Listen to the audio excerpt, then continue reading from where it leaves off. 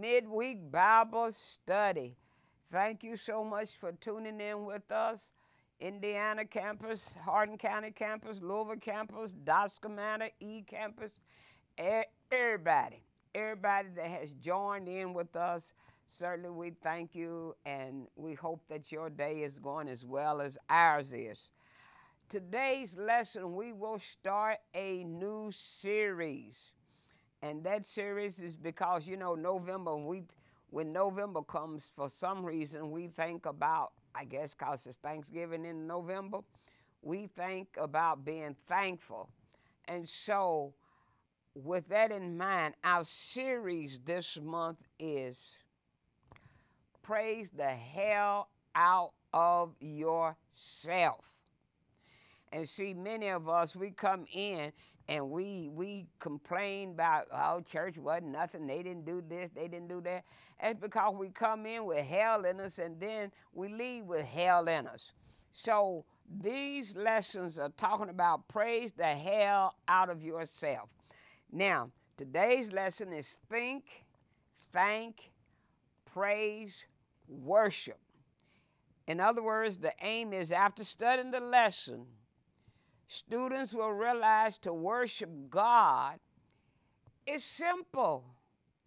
Here's the formula. If you think, you can thank. When you thank, you can praise. And if you praise, you can worship. So if you can't praise, then there is something wrong with your thinking. Let's do it again. If you think, when you think about what he's done for you, then you automatically say thank you. And when you say thank you a couple of times, a praise will come on. And when a praise come on, you will start to worship. Now, let me say this. Worship comes from an old English word meaning worthy. So if you can't worship God, then that's because you think he's not worthy, of being worshiped. But as for me, I think there is nothing else deserving of worship but God. Now, and God tells us, it's very simple. He gives us very simple instructions. He said, enter my gate with thanksgiving and come into my courts with praise. Be thankful unto me and bless my name. Now, that's what he said. Now, will you tell me what's difficult about that?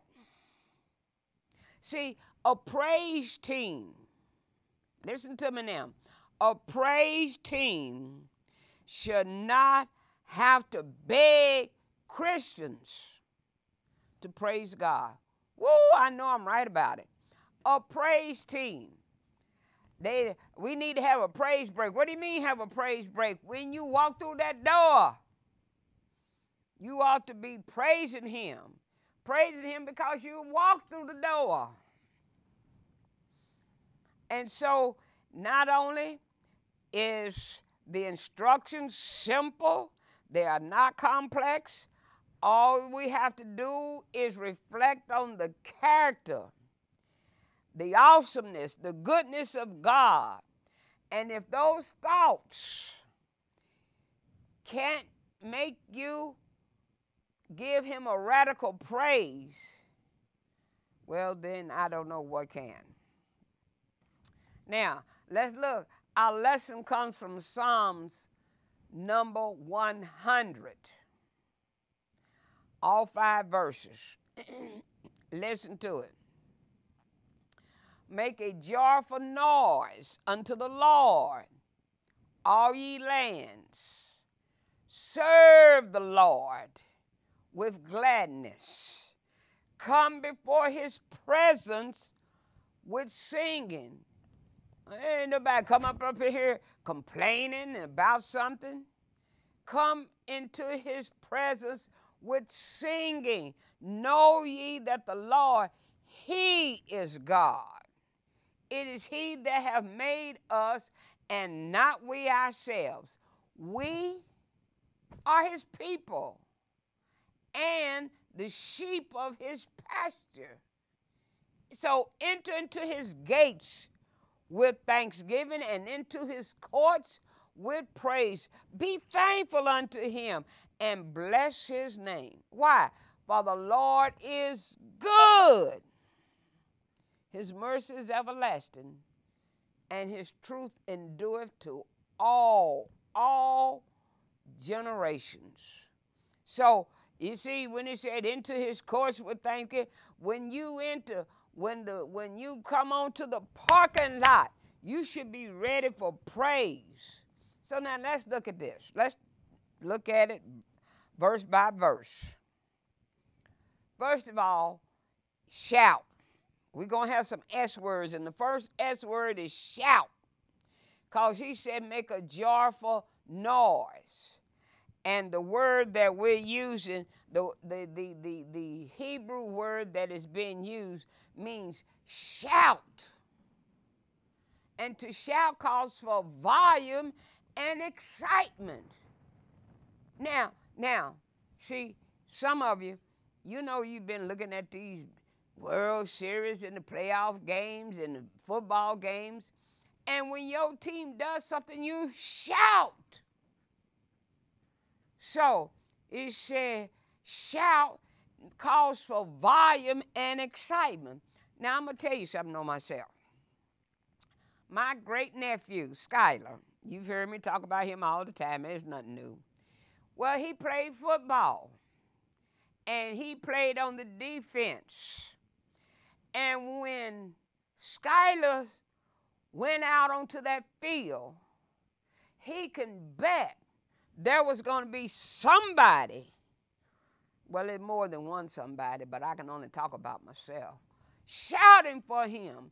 And when he rushed out there, when I would see the number 53 or number 68 or number 57, because his numbers got changed, when I see him go out there, I would jump and say, yes, that's my boy.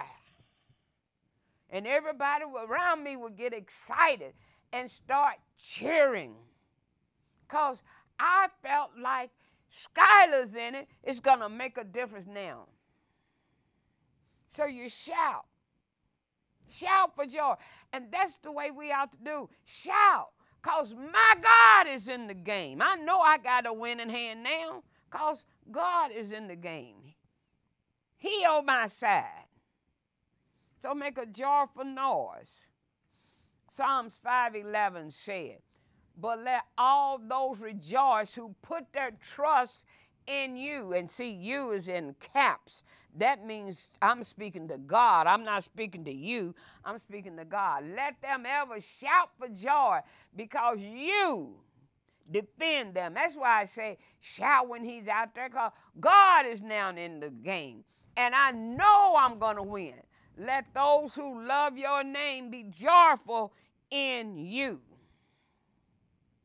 And the shouting can be accompanied by the clapping of hands, singing, instruments.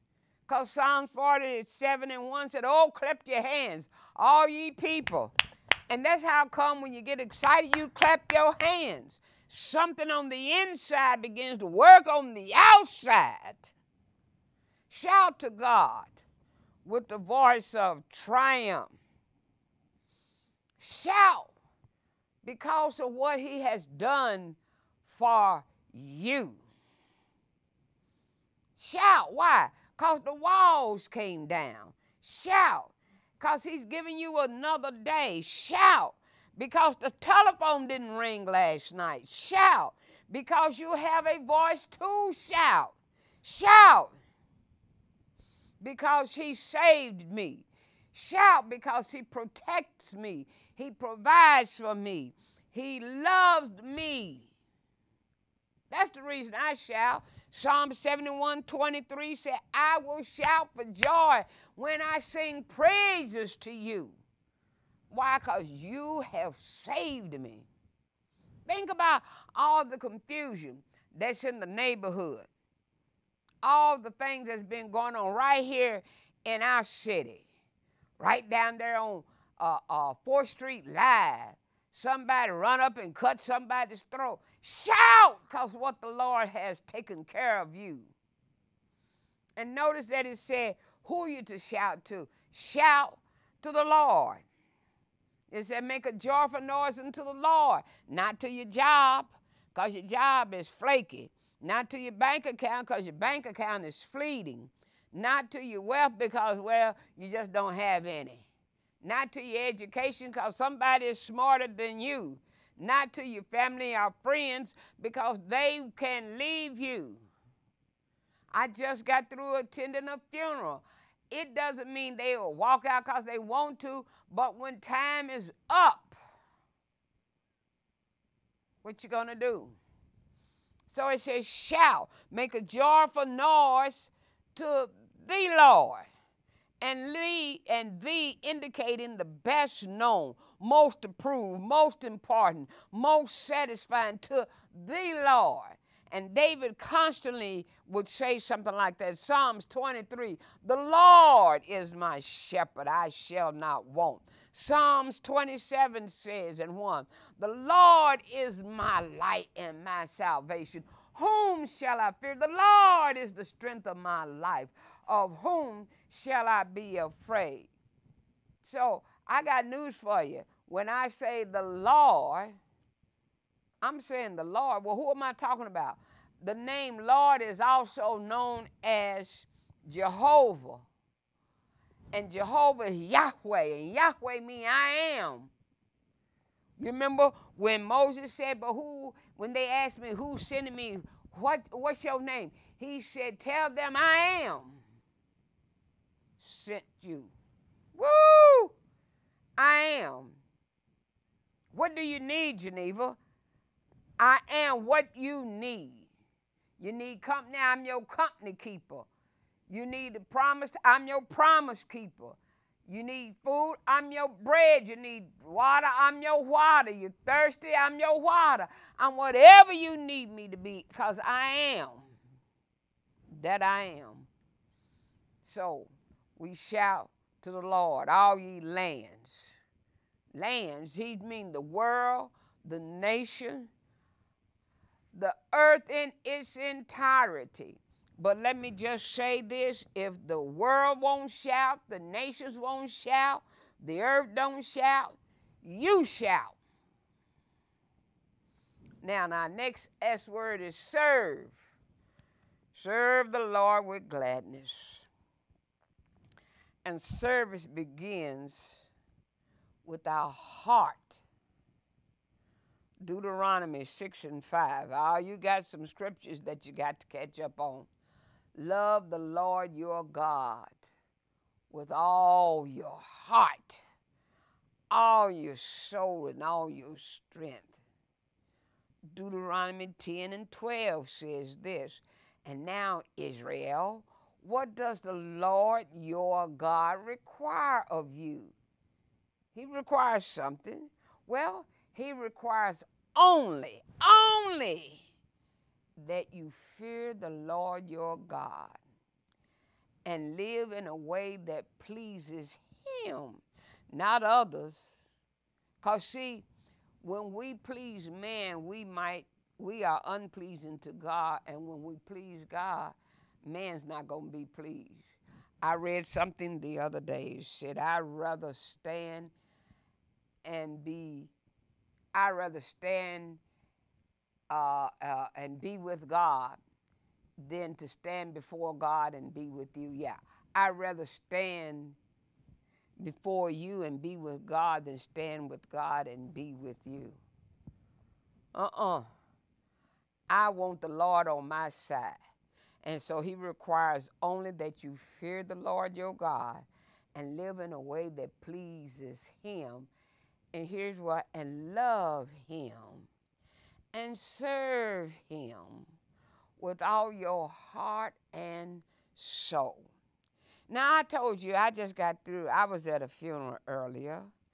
I could have easily said, let me get somebody else but no, to do the lesson, but no, because I love the Lord. He called me to teach for him, and I made a promise to him. I said, Lord, if you put me on the right path, whatever you call me to do, I'll do it. So serve. Serve the Lord. How you going to serve the Lord? With gladness. For us to serve the Lord with gladness, we need to have a heart, there we go again, that is right with God. He should be, must be the Lord of our life. Otherwise, our service will become a burden to us instead of gladness. I just have to tell you, folks, serve the Lord with gladness. Let's skip down to Revelation 2, 1 and 4. Revelation 2, 1 and 4. He said, write this letter to the angel of the church in Ephesus.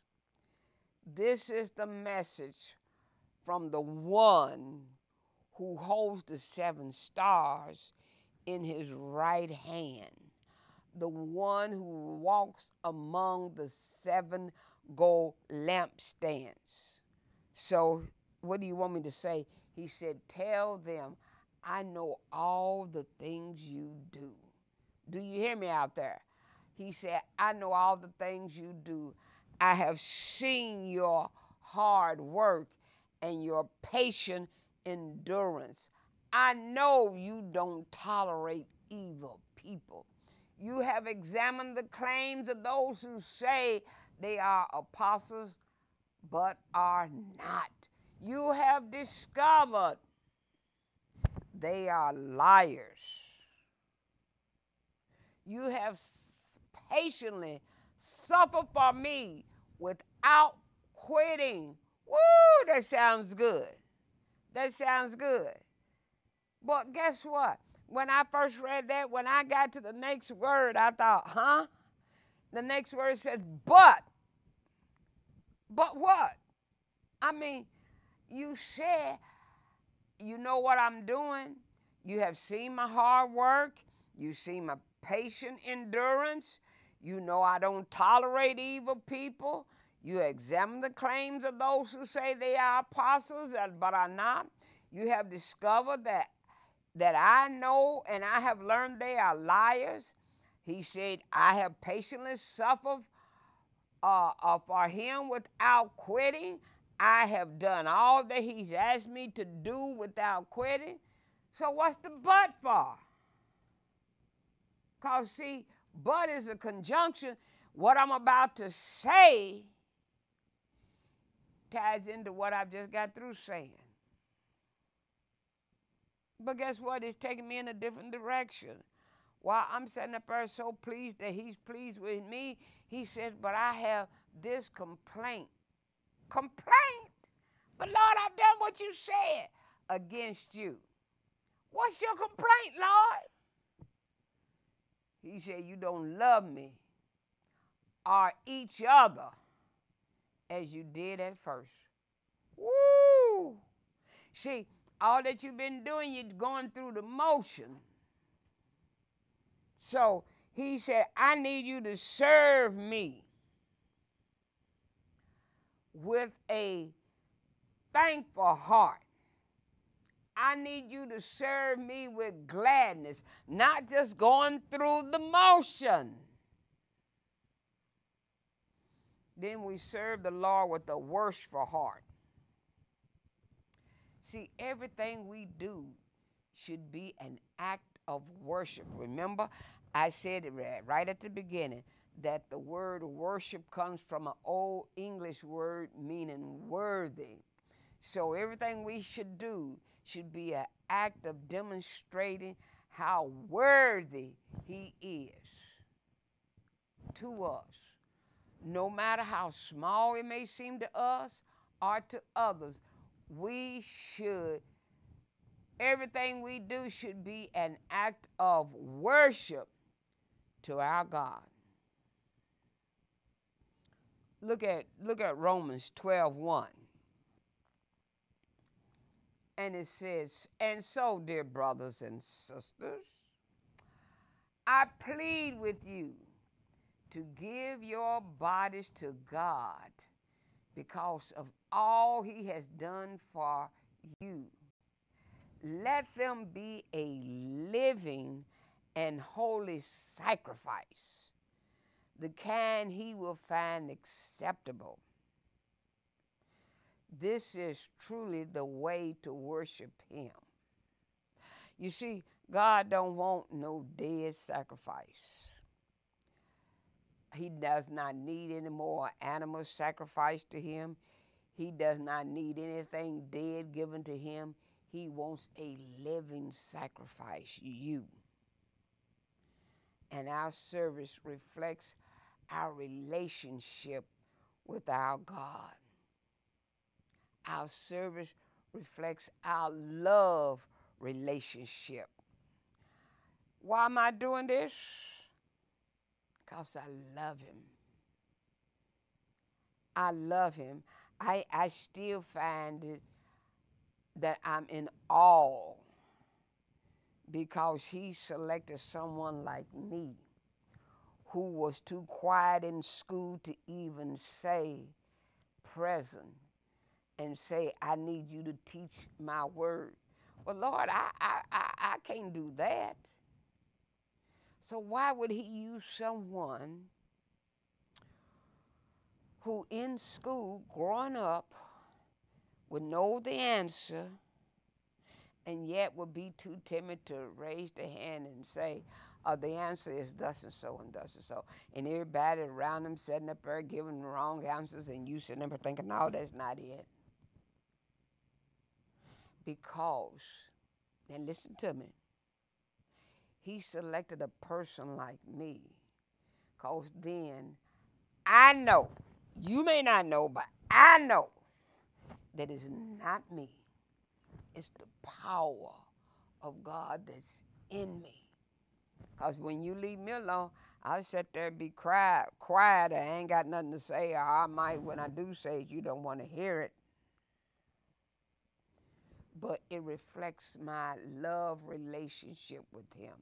It shows our deep understanding about God and ourselves. So we're going to serve him. Now watch this. Watch this. Let me read to you. Okay, now let me go back to serve the Lord not only with the worshipful heart, but with the joyful heart. See, when we serve the Lord, it should come from a joyful heart, not a begrudging, well, I have to. We should see our service to God as great opportunity for us to serve the King of Kings and Lord of Lords.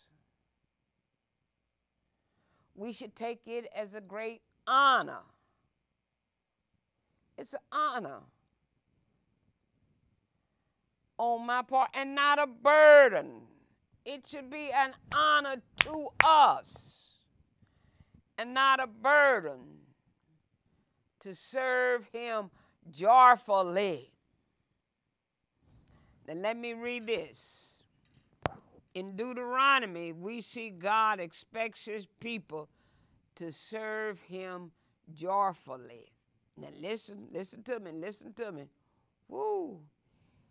He says in Deuteronomy 28, 47 through 48, if you do not serve the Lord your God with joy and enthusiasm for the abundant benefits you have received. Let me go back and say it again. If you do not serve the Lord, Yahweh, Jehovah, I am. If you do not serve the Lord your God with joy Or if it's burdensome to you, you just can't hardly open your mouth to sing, or you think when people doing all of that dancing and jumping up and down, that's not all necessary. If you do not serve the Lord your God with joy and enthusiasm for the abundant benefits you have received, verse 48. Now you need to highlight this in your Bible. You will serve your enemies. Woo! If you refuse to serve the Lord with joy and gladness and happiness and abundance, you will serve your enemies whom the Lord will send against you. You will be left hungry, thirsty, naked, and lacking in everything. Yeah, I said it, everything. The Lord will put an iron yoke on your neck, oppressing you harshly until he has destroyed you. And when you've gone through that suffering, when he raises you up, you will be more than happy to serve him. See, many people are making noise, but they full of murmuring. Like the Israelites in the desert, you remember that? They murmur, we ain't got no fire. But I'm tired of eating this. Well, when can we have some meat? And when the meat came, they complained. They were always murmuring to God about what they don't have.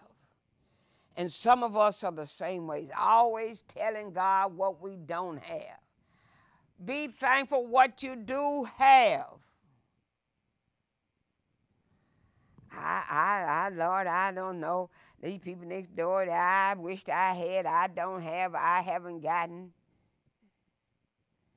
Oh yeah, many times we serve God and yet in our heart we murmur. I don't know why I need a new car.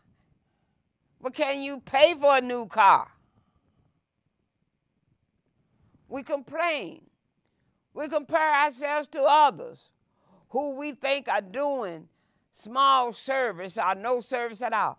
Well, see, I do way more than her, and look, the Lord has blessed them.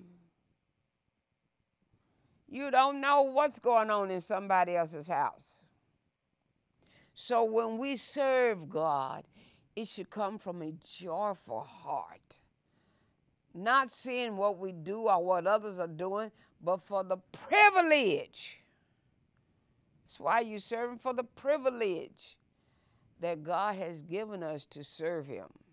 See, our foreparents, what's that song? Oh, it just jumped in my head. What a privilege it is to carry everything to God in prayer.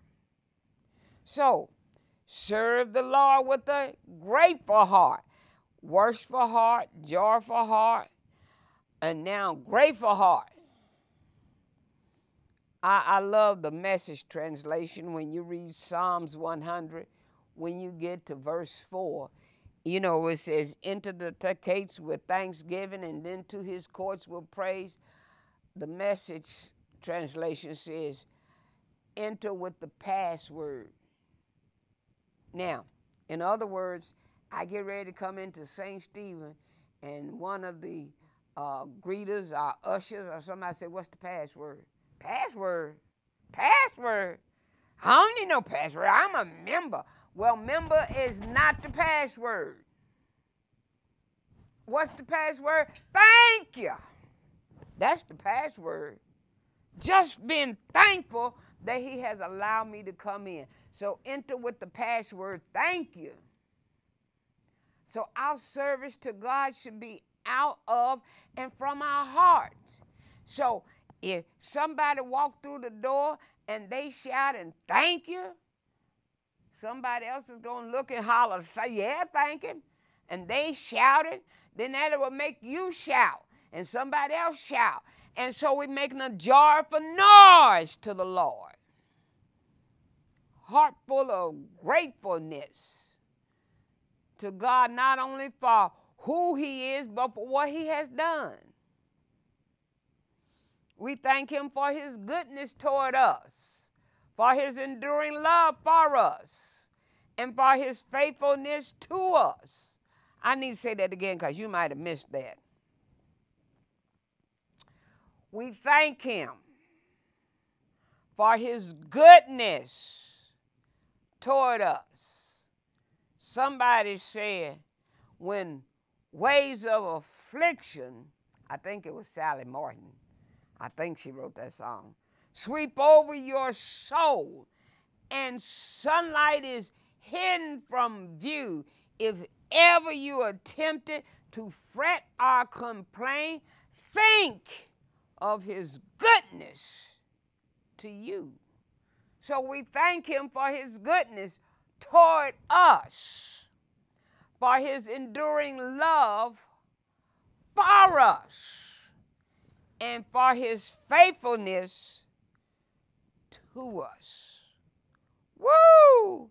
And when you think about his goodness, his love, and his faithfulness, and we have not been good toward him, we have not loved him like we should, we haven't been faithful toward him, but yet he's still been good to us, loves us, and been faithful to us, that's enough to give him some radical praise right then and there.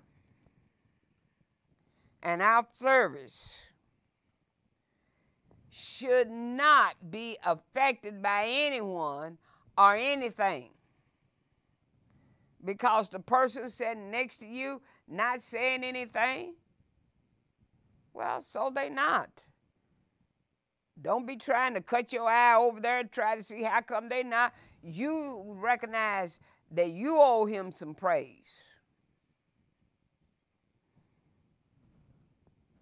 And then the next X word, we did shout, serve, and now we're going to sing. That's the next S word. That's the third one, sing. Come before his presence with singing. Come with singing and not complaining. Throughout the centuries, the people of God had experiences worthy of song. They had experiences worthy of song. Israel sang in celebration of their rescue at the Red Sea. Check it out. In fact, it's going to come up later in the series. Exodus 15, when they crossed the Red Sea, Moses started singing. Miriam whipped out a tambourine, and she and all the women got to dancing and singing. Something now, when you think, that's why the first thing, the word was think. When you think of how God has blessed you, think about from last week to this week. Or think about last night to this morning. Think about from this morning to right now. Think. You don't know who would have done you harm last night when you was dead to the world. I don't know what was standing outside my house. All I know is that I believe that God has planted angels around me. And just like in the Garden of Eden, they had fiery swords that wouldn't let you come in. I believe that he has placed angels around me. And they said, you can't touch this.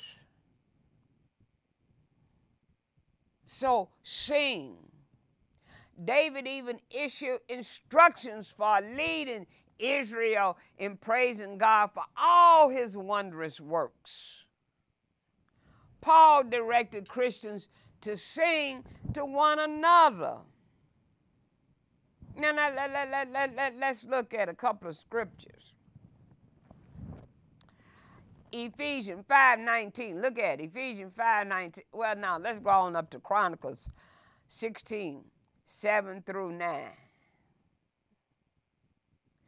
Then on that day, David first called upon Asaph and his brothers to give thanks to the Lord. Oh, give thanks to the Lord. Call upon his name. Let the people know what he has done. How the people going to know if you going to sit there looking like you've been sucking on a lemon all night? Sing to him. Sing praises to him. Praise the hell out of yourself. Tell all of his great works. Look at Ephesians 5:19. Tell of your joy to each other by singing the songs of David and church songs. Sing in your heart to God. And then Colossians 3:16. Let the teachings of Christ and his word keep on living in you. These make your lives rich and full of wisdom. Keep on teaching and helping others. Sing the songs of David and the church songs and the songs of heaven with hearts full of thanks to God. And sometimes when you hear a song and you may not even know all the words, and you start singing and you sing, and after a while, or you hear somebody else singing a song, it gets into your mind and you start humming it, and you might hum that song all day long. So, the point to ponder, what is your song? You ought to have a song. I asked the question the other day, and see, I'm getting old. I can't remember all that they said. But I told them that wasn't my song.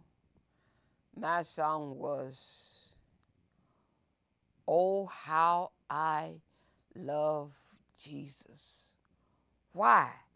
Because he first loved me. Now, I will admit, I'm one of those people that got a whole bunch of songs. Ooh, I like that. Ooh, I love that. Ooh, that's good. But oh, how I love Jesus. Because, and I've seen the lightning flashing. I've heard the thunder roar. I have felt sin breakers dashes trying to conquer my soul, but I heard, and there it is, there's the but I heard the voice of Jesus saying to me, Geneva, fight on, because I'm going to make you a promise. I promise never to leave you, never to leave you alone.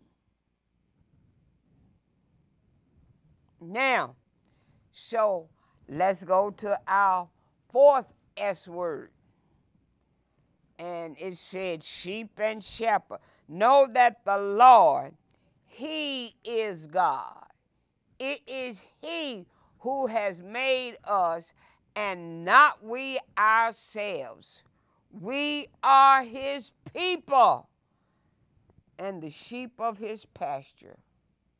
And so the word know that we see here, know that the Lord, he is God, it suggests a profound awareness that's beyond mere intellectual perception. It's more than intellectual perception. I know that I know what I know because I know. Yes, I know Jesus. I have not seen Jesus. I've seen his works, but I've heard him speak to me. I know when he speaks, just like you've heard me mention Sharon all the time, the producer of the show. I know her voice. And if I know her voice and I don't talk to her nearly as much as I talk to Jesus and he talks to me, and if I know, oh, you can't fool me because And let me go beyond mere intellectual perception. You can say something, well, you know what Sharon did? And I say, oh, no, no, no. I don't believe that. Why not? Because I know Sharon. I know what she's going to say. I know what she's going to do. I know her. And that's the same way you ought to know the Lord. I know him. He showed you these things so you would know that the Lord is God and there is no other. Read Deuteronomy 4:35 and then skip on down to 39. So remember this and keep it firmly in mind. The Lord is God, both in heaven and on earth. And there is no other. Now, I know that it's going to come to a shock to, we just got through doing, is Jesus a Democrat or a Republican, or is Jesus a Republican or a Democrat, whichever, however that was. But here, let me tell you, when we talk about he is the God of heaven and earth, I know that is quite a shock to folks like Mitch McConnell, Donald Trump, and some other crazies out there. But God is the God of heaven and earth, and there is no other. And the throne in heaven is not vacant. And so we are saying we are his sheep and he is our shepherd. The shepherd-sheep imagery carries over into the New Testament because Jesus referred to himself as the shepherd who cares for his sheep to the point of giving his life for them. You know, we just got through studying Psalms number 23. So you should remember the sheep and the shepherd. The church is God's flock. And the elders the pastors are called to care for and to protect the sheep as Christ did. John 10:11 said, I am the good shepherd. The good shepherd gives his life for the sheep. John 10:15 said, I know my Father as my Father knows me, because I give my life for the sheep. And then Acts 20:28 says, keep a watchful eye over yourselves and over the church. The Holy Spirit has made you its leader. Feed and care for the church of God. He bought it with his own blood. So now let's go to our final S word, sincerity. Enter his gates with thanksgiving. And we have talked about that. Don't come, but let me just say this. Not, because see, I don't want you to just come with words on your lip, thanking him with words on your lip, but you come to God with the offering in your hand. Do not come before God empty-handed. Many of us want a blessing from God, but we don't want to give a blessing to God or his house. See, this is November now. And so we turn our attention towards ready for shopping, Christmas shopping, and the company that we're going to have. Because I'm going to tell you, even if they're listening, they'll know they just don't know what it is. I know that on Christmas Eve, I'm going to be invited to my sister's house. On Christmas Day, I know I'm invited to my niece's house. So guess what? I will have a hostess gift when I go to their house. I'm not going to show up empty-handed. And many of us, we get a hostess gift. I've already got the hostess gift. But yet we will come to God's house empty-handed.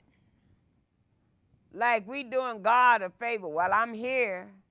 That ought to be enough. So you're here. Deuteronomy 16.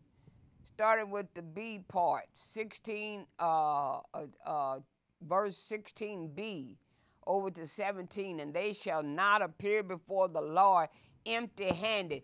Every man shall give as he is able in accordance with the blessing which the Lord your God has given you.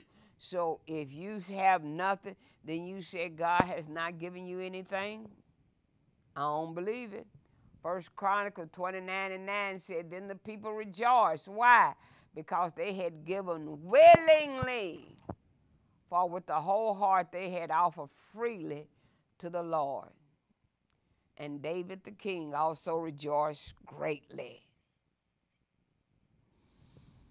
But perhaps the best one is Luke 21:1-4. Jesus looked up and saw the rich putting their gifts into the offering box, and he saw a poor widow put in 2 small copper coins. She put in 2 pennies.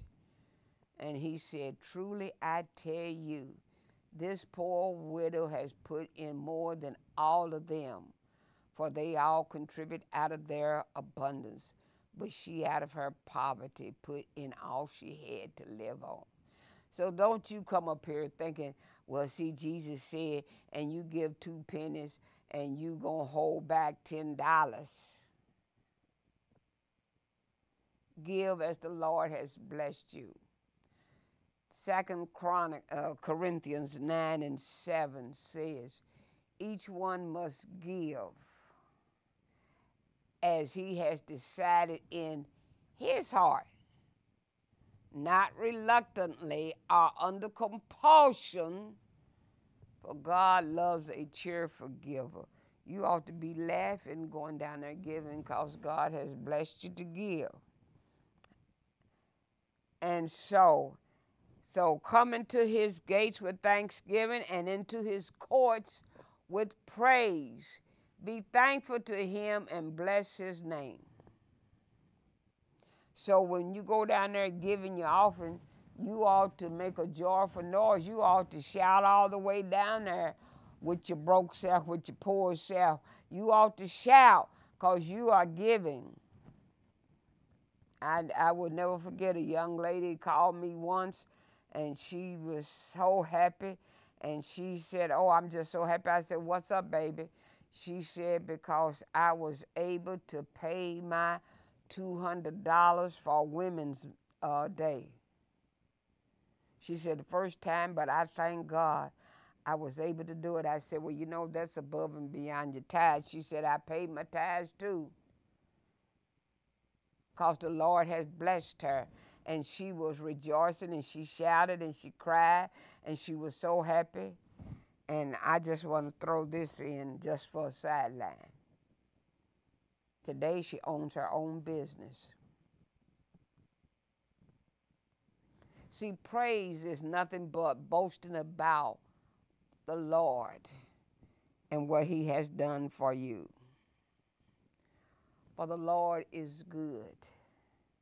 His mercy is everlasting, and his truth endure to all generations. Well, I think my time is up. I may have gone a few minutes past my time, but I just want you to know that you need to, when you step in there or you open your eyes, you need to give God some praise. Next week, we will continue with this same great series. Our lesson, Are You a Child of God? Are you a child of God? Act like it. Now, let me say this. If you or not, or you want to become a member of the class or St. Stephen Church, you can join us by dialing 502-583-6798. Again, 502-583-6798. And someone will get in touch with you, or you can email us at newstart at ssclive.org, or you can email me, G. Nelson, at ssclive.org, and I guarantee you someone will take care of you. So think. When you think, then thank. When you thank him, praise him. And when you praise him, worship him. I'll see you next week. Be blessed.